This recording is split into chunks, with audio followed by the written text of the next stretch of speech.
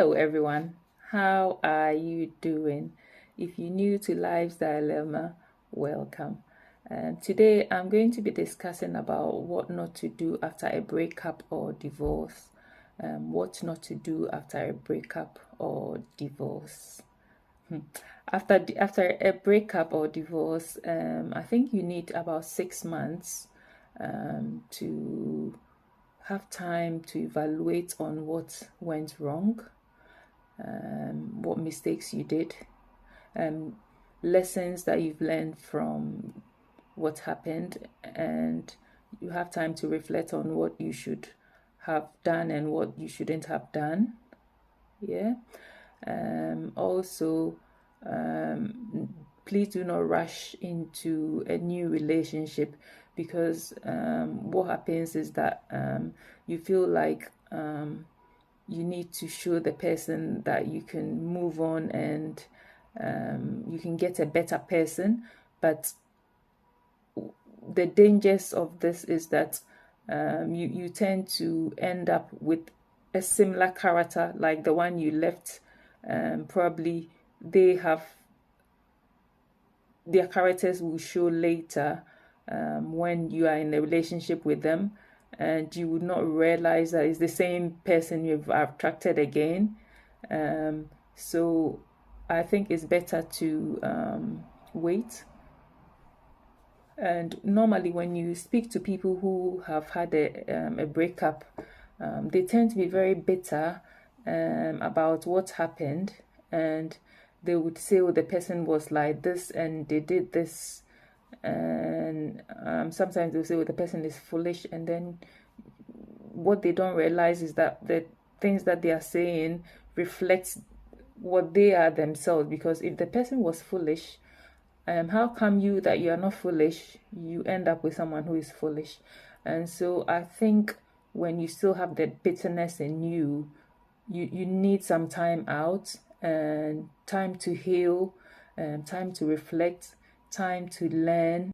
When people take time out, they tend to have learned from their mistakes. They are not as bitter. They kind of realize the part they played in the breakdown of the relationship, the actions they should have taken that they didn't take. They are less judgmental of the partner, because obviously by now they figured out the part that they should have played or not have played, or what they've added to the problem. And I think that also what you realize is that that to make fire, fire needs accomplices, and if you don't get these accomplices to join in, there can't be fire. So even if they were not the ones at fault, they are more questionable to ask, obviously, why did they get themselves into this type of relationship in the first place. And most of the time it might be ignorance on what to have looked out on before getting the relationship that they didn't know. So obviously, even if you are not to be blamed, or it wasn't your fault, is the question is, why did you end up with a person like that? And they are more reflective of the part that they played. And so you find that their mental health is better, and they've come up with some peace in themselves.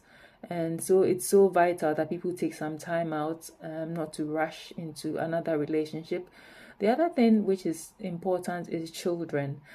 Most of the time what happens is when people have breaks up, the children do get affected by it, and there is this blame game going on, and the mental health of the child will be affected, because this parent says this about the other, and the other parent say this about the other person.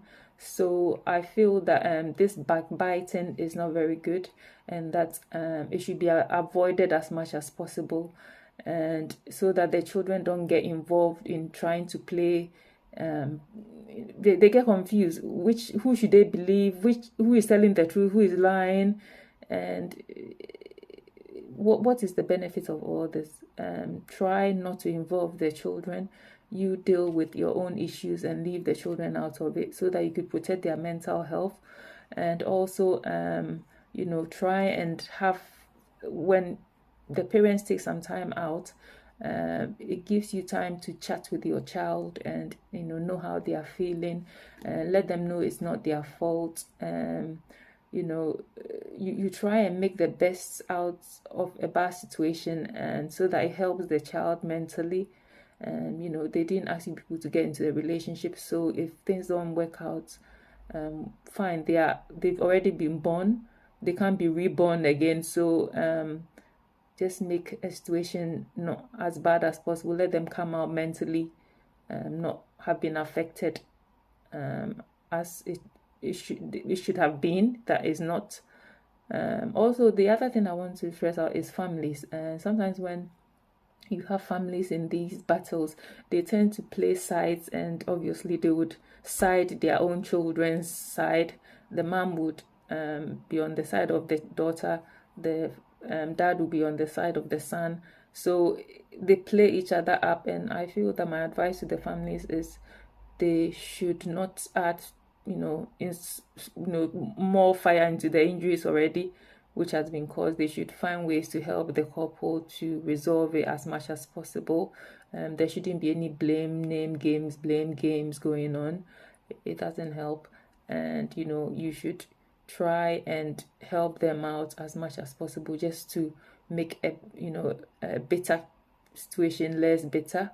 And life goes on, and everyone moves on peacefully. For the sake of the children. Again, it all goes back to the children, who are the victim of a situation that they didn't ask for. And also, in accordance with Korra, I hope that she reflects on herself and focus on the children, and find some peace in as much as possible, and find some peace in this situation that she finds herself. And also not to rush into another relationship. Just find some peace and before you go into another relationship, because if not, you just be repeating the same mistakes, and it won't help you. And try and get some help for the children as well, so that they are not mentally affected by what is going, because of her being on the social media as well. Stay blessed. Bye.